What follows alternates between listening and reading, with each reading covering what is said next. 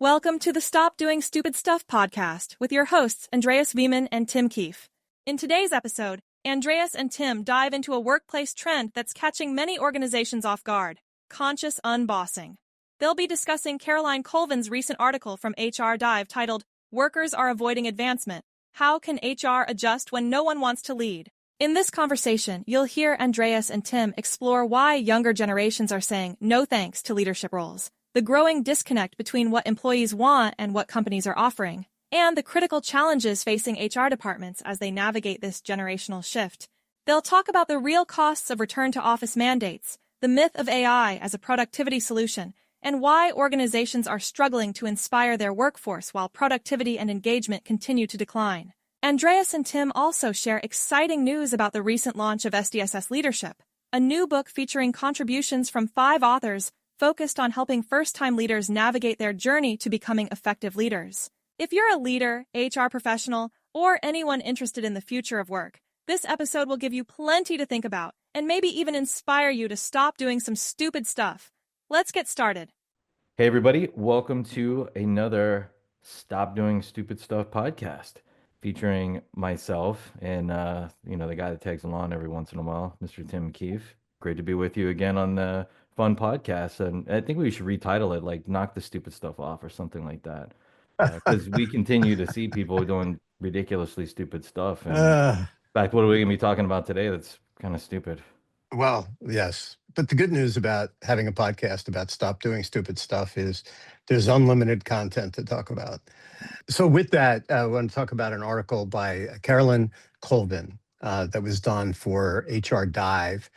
And, it was just recently published October 1st, this past week. And one of the things that the article is titled, Workers Are Avoiding Advancement, period. How can HR adjust when no one wants to lead?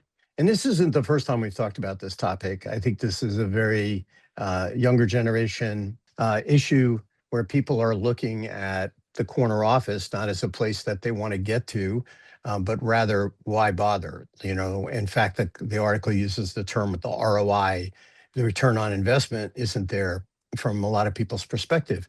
And especially, I think you combine that with some of the other things, other articles that we've talked about recently, where I think it was over 50% of Gen Z employees have a side gig or a side interest of some kind. And so people are kind of like, oh, I can go to work, get my benefits, maybe that's the majority of my income, but really where I invest my energy and what really gets me excited is the side hustle. And so my work is not something I'm excited about, but rather something that I see as like I'm kind of here to do. Right. I'm doing it. It's the perfect productivity optimizer, though. Wouldn't you agree? Yeah. It's working out really well right now for AI adoption gap. It's helping. Anyway, sorry, not to derail you. No, but it's a really good point. And, I think about the podcast we did now a couple of weeks ago on, the return to office program, in particular, the one at AT&T, where, when you think about trying to inspire a workforce and get people to not just show up at work, because that seems like a very low bar thing and doesn't contribute much to the value of the business, but also how do you inspire them to do work that contributes to your business while at the same time makes them feel like they're doing something that matters. And this is a really interesting part to watch. Very, very smart, well, maybe that's an exception, but it's very senior leaders. People have been around, have lots of education, MBAs, in some cases even other graduate degrees, yet their answer to the pushback from a new generation wanting to do work that matters is come to work for 40 hours a week or you're fired. And you're like, that's not very inspiring. And maybe that's what they want. Maybe that's what they want, is they want the people who have talent and capability and who have other options to leave, and leave the people that really don't have options, who are just quiet quitting, to stay behind. I don't think that makes sense. And I'm not sure that the shareholders would see that as a value-based way to go, but it seems to be a lot of what we're hearing. And there's no question that companies are using some of these mandates as ways to reduce force. There's just no question about it. But they also have to achieve business goals, right? I mean, Well, outcomes, like we always I, talk about. And yeah. that's kind of the thing. I agree with you. I think there's definitely a forced effort, a concentrated effort to do reductions in force rifts. And part of the outcome, it's funny they'll use outcomes for this though, right? Part of Mhm. the outcome is they'll have less labor costs, right? Now, again, it's just a math equation. How are you going to substitute the productivity? Maybe like, look, some people overhauled sales operations in anticipation of future efforts leading to more sales, and they have to right size. Like, I'm not against right sizing whatsoever. If you're not measuring correctly, then yeah, I'm totally against that, by the way. However, they're trying to get rid of reduction in force and trying to get rid of salaried or individual contributor costs, labor costs. But now, how is the burden of their productivity being shifted? Even if it's not let's say when you hire a worker, you're looking at 85 to 90% productivity, and the rest is shrinkage from absenteeism, vacation, PTO, sick, etc. But are you actually using a realistic productivity measure in this whole calculation? I can almost What, guarantee you that's not happening. well, it goes back to what is productivity. I mean, is it just attendance, which is seems to be a big thing right now, right? Like, I just want to make sure you not just coffee badge in, all right, because they got caught on that, but Right. you have to be in the office, 40 hours a week. Okay, but how does Doing that doing doing what? what? Right. And then it gets really fuzzy wuzzy because people talk about, well, that's where collaboration happens. And you're like, Okay. okay, but Define collaboration and what it, is the outcome of said collaboration, please. right. Am I designing new products? Am I coming up with new campaigns? Am I solving client problems? Those are things that you could track and say, okay, yes. But if it's just attendance, and does that collaboration need to happen face to face? Because at the same time, these companies, and many of them have multiple locations. I have a good friend who works for a very large bank in New York. He's a pretty senior guy. He's expected to be in the office now 40 hours a week, but his team is scattered across the United States.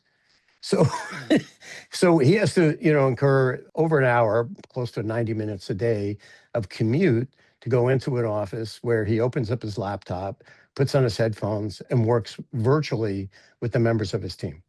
Well, yeah, but you know what? There may be something to that though, because I'm sure his commute from where he lives is probably, I don't know, 45 minutes to an hour. So think of the focus time he's going to get when he's either riding the train in or in his car and being ready to go as soon as he badges into the office and ready to. I'm being dry humor Just, facetious here. just a little bit of sarcasm there, just a little taste of it. Yeah, I get it. I get it. Yeah, those people on the Long Island Expressway look very relaxed and very focused on what they're going to be doing when they get to work. Carefree days, yeah, exactly. Well, no, I think you're right, and kind of to pull, of course, you and I and our on our banter going back and forth. But Caroline's article, if you think about really what she's outlining here in the research that she's pulled together, which we highly recommend you check her article out. We'll link to that. Is it hits on again the generational gap that we've had a continuing theme that we talk about because there's data that shows one, there's a generational mix up that not any one generation in leadership has faced or had to operationalize at the point in time than there is right now. So it's just a data point objectively. But what we're seeing is in the research that Caroline has pulled together is we're seeing a disconnect in leadership. We're seeing a lot more individual contributors.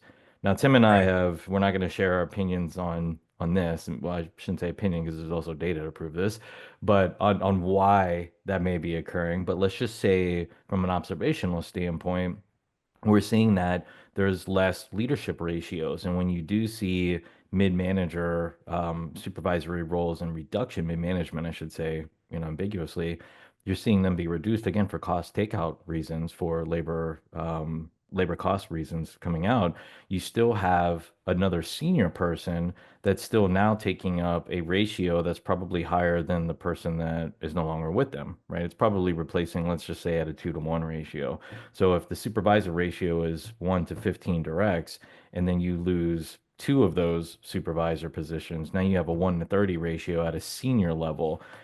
And I would almost, again, just looking at data, right? Looking at outcomes on profitability, sales increases, quarter over quarter, year over year, et cetera. We're not really seeing anything, dramatic here, but we are seeing that productivity is coming down, continually coming down in engagement, right?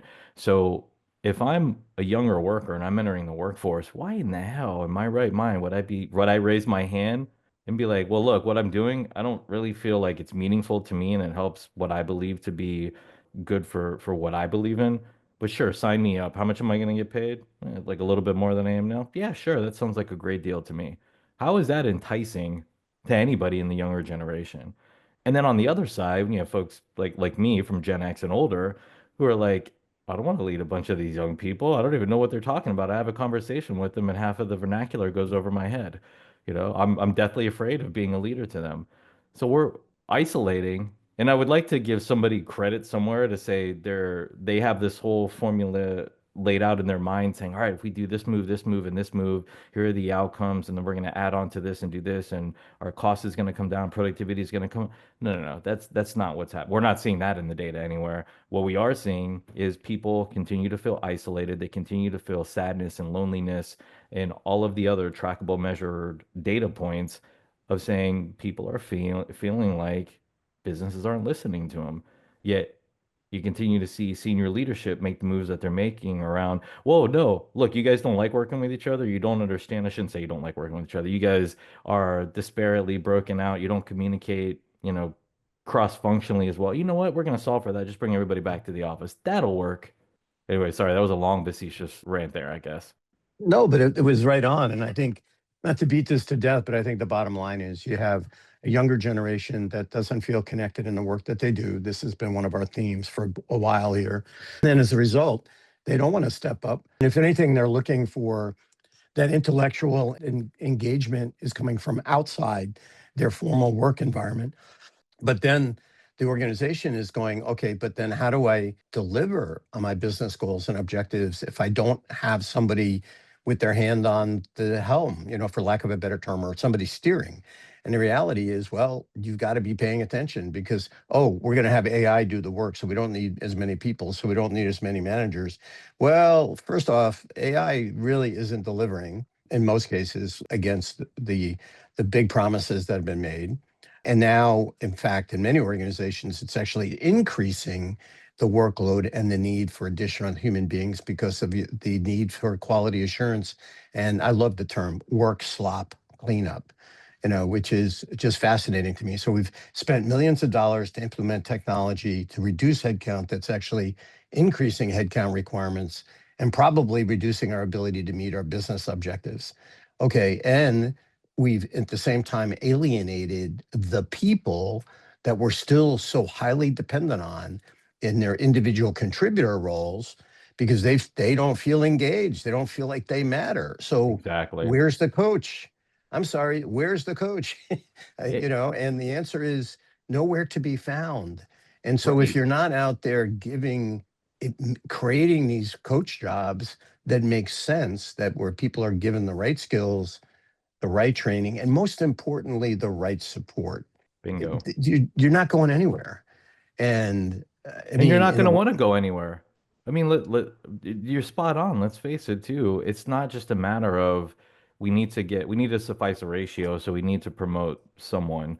That's not really occurring. Not that it ever should, but it's not really occurring like it is now. So there's a deficit between leaders and people that they're leading. And even when you do have leaders in there, to your point, the engagement levels that the individuals feel are continuing to decrease year over year over year. And so we got to look through a different lens and say, how do we reach out to this? Again, it's not easy. It's different generational makeups who have different norms, different cultural exposures, and are used to different periods of time that that make them human, right? Let's get off the AI topic and get away from binary logic, right? And say they're human. The variation you're going to see amongst all of them, even in the same generations, you're going to vary because they're human. So how can you connect with the population and ensure that you're communicating effectively to them to where they want to be a part of it and that effort that they exude is going to be much higher than what it is today that, like you said, they're kind of just doing good enough to not get fired. They're kind of quiet quitting while they go look for other jobs, and that's where their focus and attention is, rather than in the job that they're getting paid to do. And you can see it in the outcome. So how does leadership, and I think the thing that we talk about a lot too is HR, a lot of this is falling on their shoulders. And Yeah. let's kind of be honest with HR, there was this point in time where HR was minimized and it was virtualized, before COVID and before virtualization really occurred. Their ratios are probably completely upside down, at least from our clients. Their ratios are upside down. And so now they're being tasked to say by leadership saying, oh, we got a people problem, HR, that's your department. But what tools and training and approaches are they giving them? And that's what I like about Caroline's article. It gives a good framework to be able to apply, to think about, Right. just sit back logically and apply. How do we drive engagement with our people? Well, And how do we do it generationally? it's an interesting challenge because that same HR group is under tremendous pressure to downsize Yep. because it's looked at as a cost center, not a profit center. And their primary responsibility is more about legal compliance rather than talent development or, God forbid, actual leadership development. Well, That's so far. legal compliance and legal risk aversion, I think, is the bigger one Right. that's in It's there as right. well. Exactly. So, don't screw up the hiring process and don't screw up the termination process.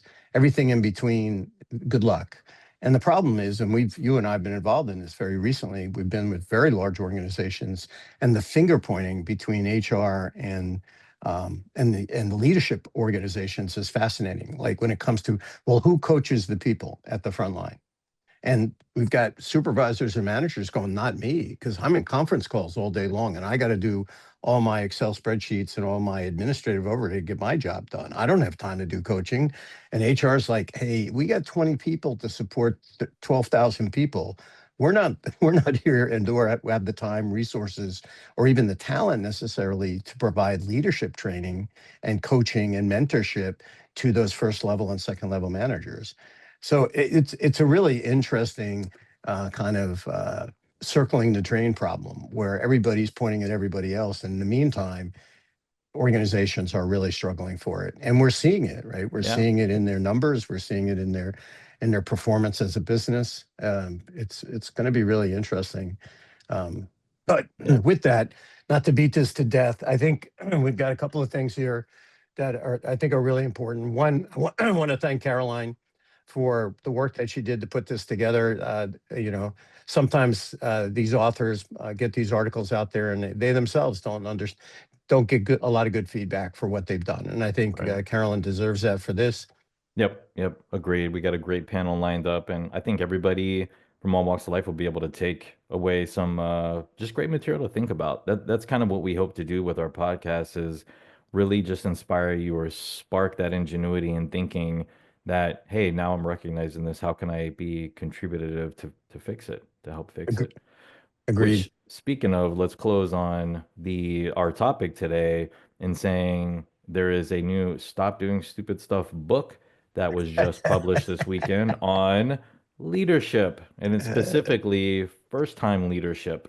And there's we've got five different authors that have contributed to it. Tim and I, obviously being a part of that group, highly recommend you that you check it out and look at it for your staff. If you're looking at again this topic today on how can you entice folks to stand up and be leaders and be force multipliers and say, look, you believe in this.